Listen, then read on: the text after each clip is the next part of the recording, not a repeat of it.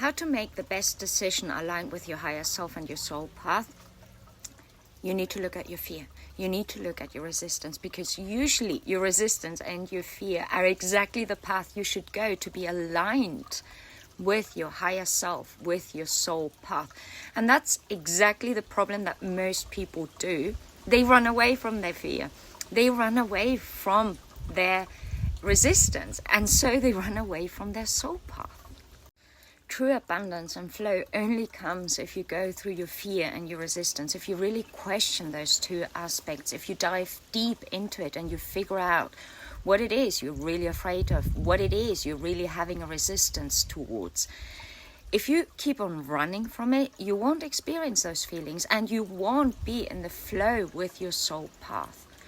So first step, look at those two before you make a decision. Knowing for myself and all the people I work with, it's exactly the fear and the resistance that are so hard to crack. Well, commitment as well, but I will be talking about this separately because it's a very big subject.